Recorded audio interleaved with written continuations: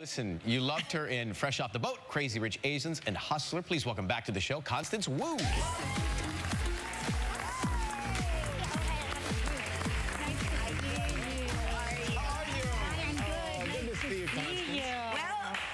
Let's get to it. Get into it. Last time keeping Constance secrets was here, she was keeping a secret from us. I'm very impressed with this level of secret keeping. Yes, I was pregnant in my, I think I might have been in my second trimester by that point.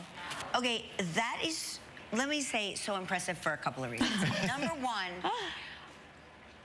did you feel okay? I mean, doing a morning show? I probably puked right when I was done with this segment. Really? Yeah, because I was puking a lot. Well, most people do that. Yeah, you don't have to be pregnant for that. Not unusual. Standard operating procedure. So how old is she now? She's not quite 2. She'll be 2 fairly soon. Potty training days? Where are you? I'm learning. According to my mother, it should be. According to my mother, she said all of her daughters were potty trained before 1. They don't mean that. Yeah. They say it's a lie. Yeah. There's no way. No. Think about your daughter and how tiny she is. I know. Think about your little 2-year-old. Now think about her as a 1-year-old. Would she be able to access a toilet? Even a tiny walk potty? At 1. Yes, exactly. I'm like, how is she gonna know where? How's she gonna get to the place to poop if she can hardly walk? You know, but you know. All right, so that was one secret. Yes. And you had one baby, and you're also giving birth to a memoir as well. Yeah, that's my book baby. So which was more challenging? Well, with the human baby, I had an epidural.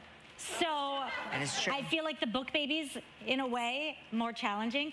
But I have to tell you, Kelly, you are actually an inspiration.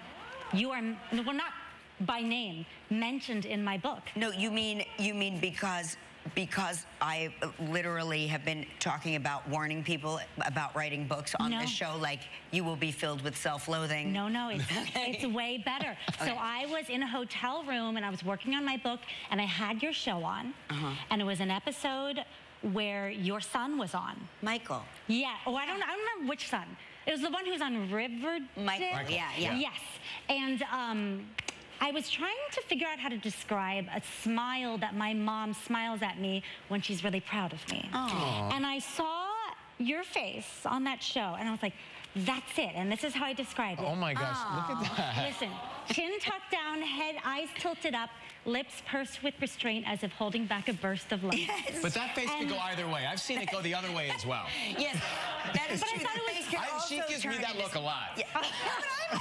But as my eldest child, I always feel like I'm very proud of you. It was beautiful. I mean, you look so beautiful. You look so in love and so proud of him. And I was like, now that you have your own child, don't you feel like you understand your mother so much better? Yes, except for the potty training stuff. Yes. No, but you still have it too. Wait until she's like 15 and you're going to look at your mom and say, okay, I apologize. Yeah, it's going to bite me back in the butt. Let's see the look. What's the look now that you'll do? Oh, well, I need my daughter here to do it. It's not, I can't just conjure. Can you do it? I can do it. Let me do it to Ryan. She'll do it, yeah. Thank you. Love you too. When we return, Constance tells us what it was like to be on the set with Chris Pratt after this. So that was a scene from the Terminal List. Yes. And so tell us a little bit about the series. Did you have you had your daughter when you were shooting this? Yes. And one of the things I loved about working on the Terminal List is that Chris and I both had babies around the same time. They were about the same age, like a few weeks apart. And so he was really accommodating and understanding of all of my needs as a mother, whether it was pumping or breastfeeding or getting on a call with the pediatrician or anything like that. He was just, and the whole crew, actually. It's funny because the show is a very, like, it's kind of like a guy's show. It's tough guys getting revenge. Right. But then at the same time, everybody on the set was so loving and warm and like maternal almost. How wonderful for you. Yeah, it's a really rare thing, you know. Yeah, and it's part of why I loved working on it, because I also didn't have to uproot my family because it's shot in LA, and because they were so accommodating to my That's schedule. also very rare when you just said shot in LA. I was like, also rare. Amazing. Yes. Yeah. Usually it's Atlanta or somewhere else. You got to travel. That's true. Right? Yeah. So tell us about it, though. What's it about? Well, I play a war journalist who is covering a story that Chris Pratt's character is also trying to cover. He's kind of uncovering the story in a more rogue way because he doesn't trust a lot of the things that happened to his men on this mission.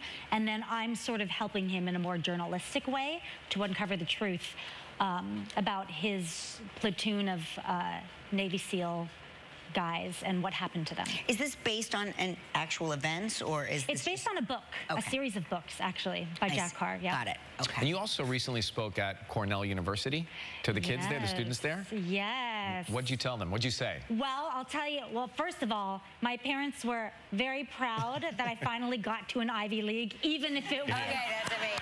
That is amazing. It still because counts. of speaking. They were like, Crazy Rich Asians, Hustlers, whatever. Cornell.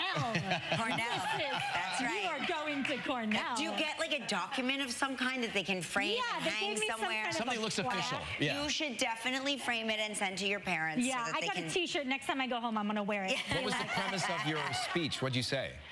Well, you know, I was like, oh, in these kind of speeches, you're supposed to, like, give wisdom, but I don't know what to say. And I was like, oh, that's it. When you say, I don't know. I think, especially when you're starting out in any industry, not having to feel like you pretend you know everything and saying, I don't know, is something that I think you learn a lot from. It displays a lot of humility and is okay. It's good because I think when I started, I pretended like I knew and I had no idea. Same. It's right? like I was like, so of course bad. I got this. No It is idea. such a bad characteristic to pretend that you know who or what people are talking about. Imposter syndrome. You have it. What I was telling them at Cornell, I was like, I didn't know what a honey wagon was. I thought it was just like for honey. It's where you go to the bathroom because I guess they didn't want to call it the pee wagon. Yeah. Right. You know? And so, you know, it's kind of like, oh, I just had to hold my pee in for the whole first season because I didn't. Not really. But yeah, things like that I didn't even know. Yeah, you know? it's incredible. Well, now you've got that great frameable Ivy League plaque or piece of paper. Everybody can be proud of you.